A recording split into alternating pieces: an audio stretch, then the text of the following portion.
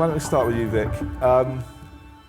Youth versus Gov, we talked last year. Well, we talk every year about Youth versus Gov, don't we? Yeah. At the conference. Christy, I think, showed the great documentary on that. If you haven't seen it, it's well worth watching on Netflix. I think it's still on Netflix, right? Yep.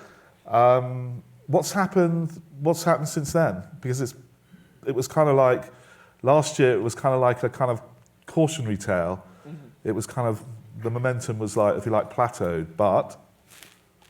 Yeah, since then we've actually, just in the last few weeks, been lucky enough to hear a decision back from the district court that finally, after, I've been on this lawsuit since I was 15, I'm 24 now, and it's been, it's been tied up in the legal process for a while. The US federal government really does not want these facts going to trial, and the expertise that we have going to trial, and they've held it up for a while, but finally we just got through our last motion that we will actually be going to trial after, God, I don't even know how many years, 6 years, 7 years of working on this case. So that's been really exciting because fact of the matter is we could go through all these legal procedures, but once we get the cold, hard evidence in front of the people that need to hear it, that's when the difference is made, and that's why they've been avoiding it. And our lawyers are fantastic because actually right now they're working on a lawsuit in Montana that is at trial with some youth plaintiffs, youth litigants that are all really fantastic young people and activists. And they're getting to sit on the stand right now and give their testimony and their climate stories and talk about how the US government's actions on climate change have impacted their lives. But even in the media, and maybe Emmy, you can talk to this as well, like back then, Youth versus Gov, did it really get any kind of mainstream? It was kind of picked up. Mm-hmm. It wasn't really, I don't think it really got the publicity of what you guys were doing. This time round, Montana, again, like I don't think you could miss it in the news, like what's happening. So there seems to be quite a game changer there, just from how the media's thinking about it. You guys were like, because they're basically, it's your playbook, right? Mm-hmm. yeah, I would say that. Same lawyers. Same lawyers. I think going back to what I was saying before, I think a lot of it has to do with the being on trial. Something my lawyer used to say all the time is that in court, climate denial is perjury. It's not just climate denial. And there's indisputable facts about the climate crisis that when you put them on the stand like that, can't be ignored. And I think that's like what's a main difference really in this Montana case is they're at trial. They have their experts testifying. They're sitting on the stand and testifying. And it's going through the court systems in that way. Yeah. And Emmy, tell us a bit. People aren't familiar with you here. This is your first visit, hopefully your first of many. Yes. Tell us a bit about what you're up to and Earth Guardians. Thank you. So I'm Emmy Scott. I'm 23 years old. I'm a recent graduate of the University of Northern Colorado. I graduated with 2 degrees, one in business management and one in environmental studies. While I was in college, I had the opportunity to lead an Earth Guardians crew, which was a group of activists in my town where we led on-the-ground projects to mobilize our community in action. And now, at the age of 23, I am the youngest executive director for Earth Guardians. So at Earth Guardians, our theory of change is truly taking tokenized and marginalized voices and centering them and giving them the opportunity to have power. So you can see that in our staff. Over 80% of our staff are youth, BIPOC, queer, or women. And while that wasn't extremely intentional, it is something that we have prioritized now because these are the most vulnerable populations in the climate crisis. And typically, as we've all talked about yesterday too, women tend to care a little more, or at least tend to take action. And so it's really great to be leading with women by my side, and also youth. That piece that you're talking about, how when the lawsuit first started, it didn't get much traction. We see that time and time again, right? That people invite youth to say a few pretty words. They invite youth to the stage to wave at everybody and check a few boxes. But Earth Guardians is truly centering voices and making sure that we have that, not just acting like we have the solutions, but giving the power and the training to the youth that do have the solutions. And there's an amazing interconnectivity between all of you. like you all, there are so many different organizations now, like since the beginning of when we were talking with 0 Hour and all the different movements, right? But you all know each other it's like you all grew up as kids together, I guess. And so all these different, the way that you collaborate, I think is quite interesting. Yeah, absolutely. I always say that like what's kept me in this movement, you know, there's often the question asked of, you know, this is a very existential issue. It's a hard issue to work on. Why would you like wake up and choose to do this every day, especially as a young person? And for me, a lot of it has really been the relationships I've built, like knowing I can go to conferences and see people that I've known forever that, yeah, like I've literally grown up with, you know. It's an interesting balance in the climate movement. Like, you know, I might have missed senior trips with some of my classmates in high school, but I also got to be in other parts of the world with people that I maybe see once or twice a year, but I consider my best friends. And that's kind of I think the experience of being a youth activist or a youth climate activist especially. Yeah. Based, Emmy, on I was sitting behind you yesterday and I just see you nodding the whole way through everything. You're like, yes. Yeah. Like, is there any change in like how your message is getting out there? Like, do you feel you're being heard in a different way? Yeah. Or post-COVID, are we just the adults, the old people get back to their old ways? Yeah, I think there's definitely something to us reimagining what the future could be after COVID, right? So I know I sat with a lot of my mentors during COVID and we kept talking about how everybody was saying, oh, we just want to get back to normal. We just want to get back to normal. And a lot of my mentors who took me to spaces like this would say, why go back to normal? Did we like normal? Did we like how it was before? I don't think so. And so in that, I really do feel like there has been a lot of change, a lot of theory of change too, where a lot of companies are really directly addressing the issues. And it is a slow process, right? But I do believe that we are getting closer to that. And I think too, our generation is coming more into this moment where they feel as though we're not gonna wait for you to give us the opportunity, we're just gonna take it ourselves or create it.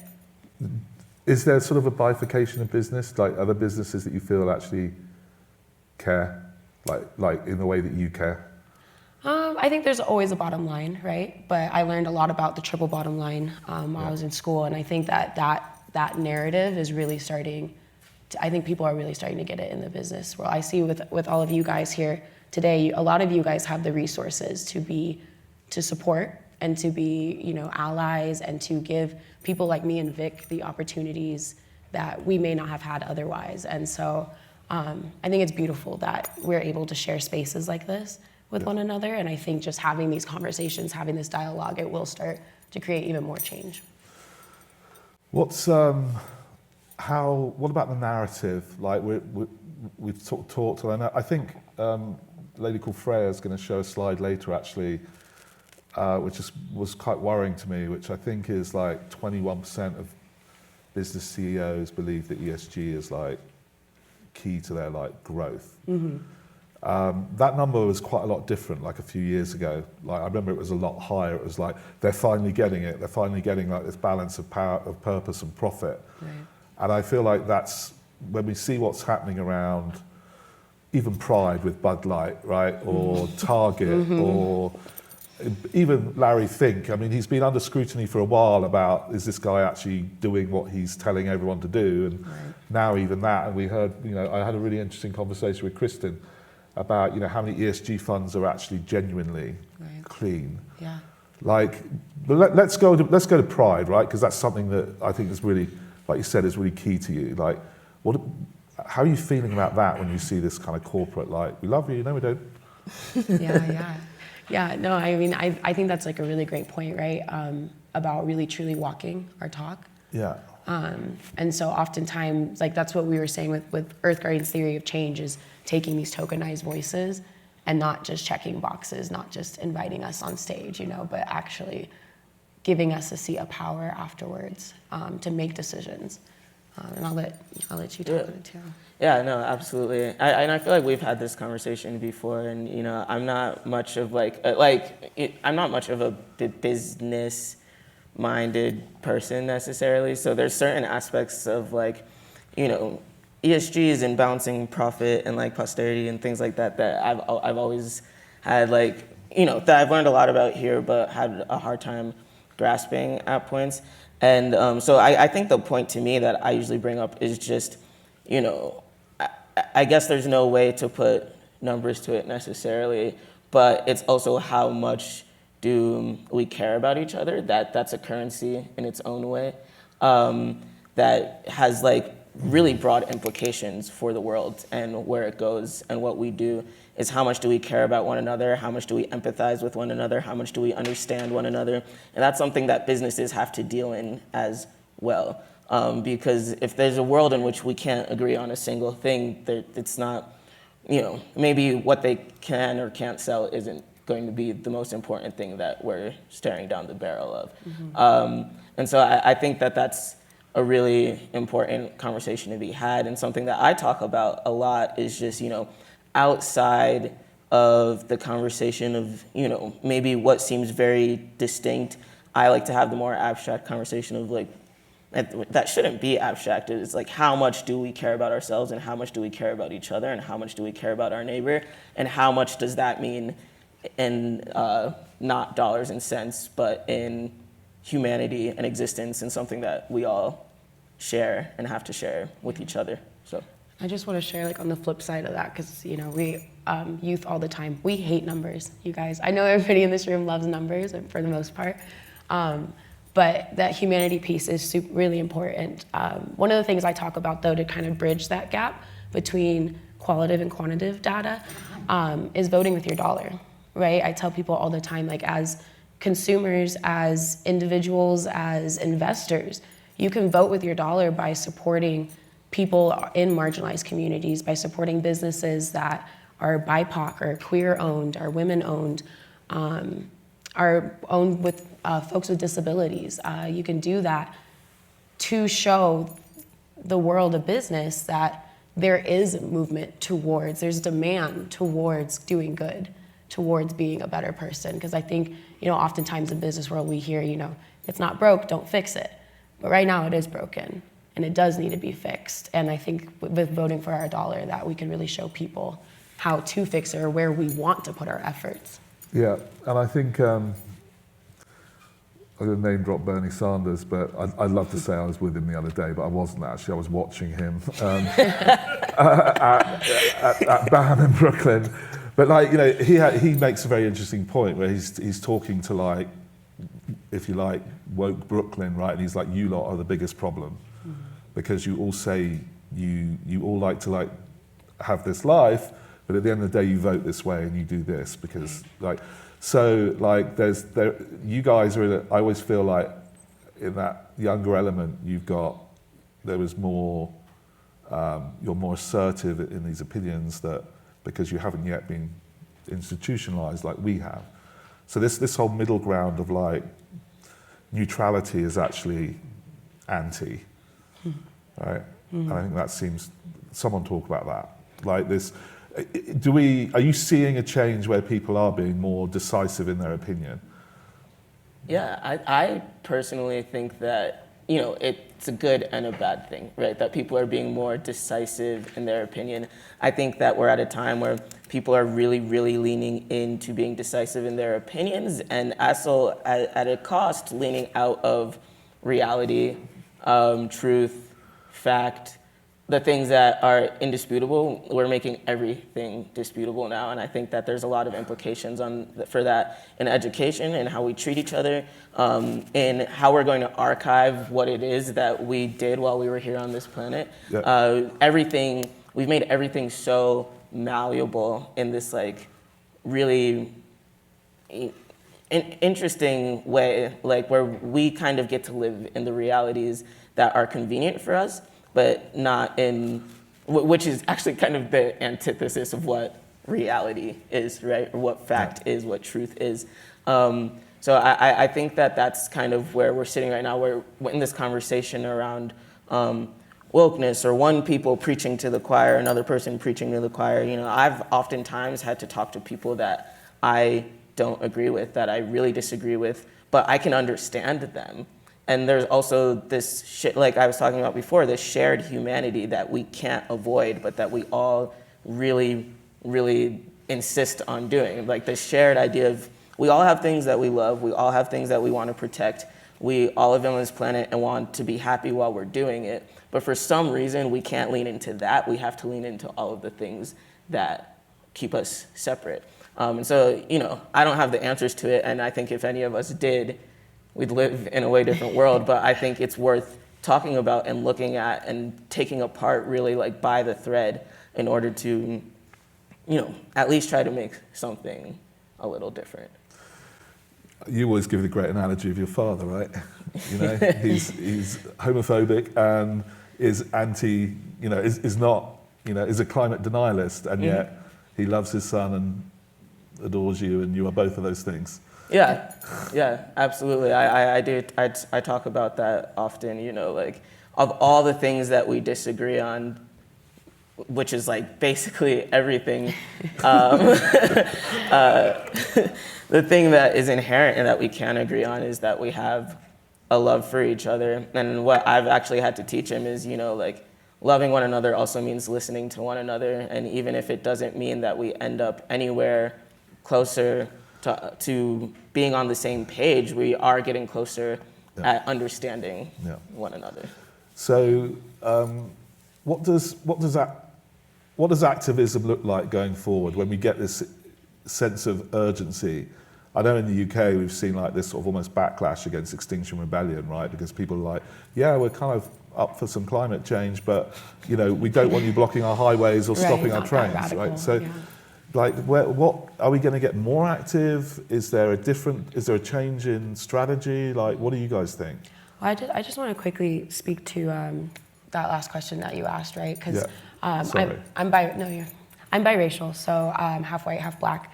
And oftentimes in the white community, in my white community, I hear all the time, oh, I'm not like those white people. And I think that it talks like the whole separation piece that you mentioned, that a lot of times instead of finding ways that we, even if we disagree or not have the exact same opinions, instead of finding ways that we can compromise or can come together, or just, like you said, having an underlining layer of like, here's love, and that's going to be our base foundation. Now let's build upon that.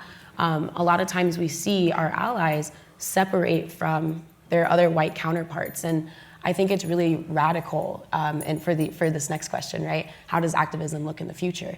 I think it's extremely radical for our allies to take the position of stepping up by stepping back into a supportive role, and really giving other folks the opportunities. And I want to finish on the thing that's always most apparent to me is you spoke about you get asked to speak at a lot of places, and here we are, right? So we're one of them. So let's just acknowledge that in our own existence. But how many of those corporations and those places you speak to ever actually follow up and do something meaningful with you? And are you just being rolled out as like novelty? We care, so because this will show you we care. Look at these young people, and they're black, luckily. Yeah. So we've ticked 2 boxes, right? But how many of those corporations actually? I can't stand it. We talk like this all the time, by the way. I'm not inappropriate. This is how we hang. But... No, that's a really great question, right?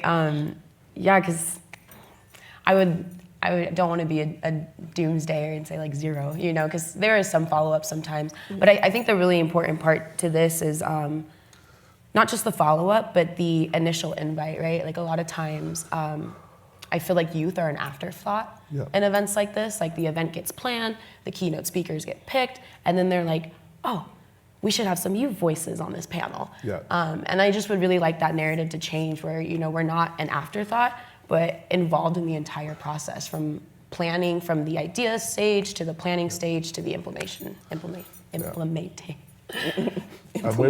Thank you. It was a long night, you guys. I can tell.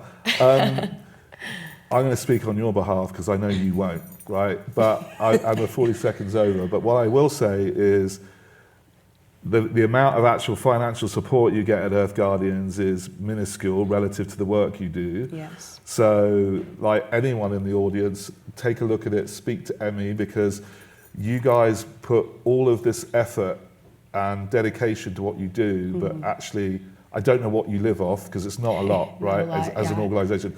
This one is brilliant. He's his own worst self-promoter. I see it every day that I work with you in New York.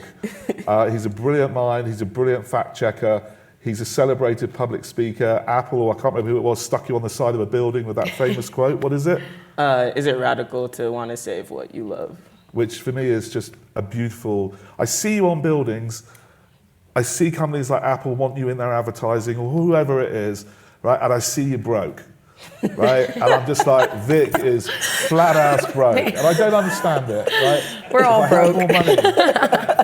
So please, if you have environmental work or organisations that are doing this work, tap into these guys. We do it when we can.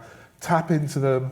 They don't cost a lot. Small amounts go a huge distance for them when they're living on people's couches and stuff. and I say it because I'm with you so often. Like, I see it every day. Right.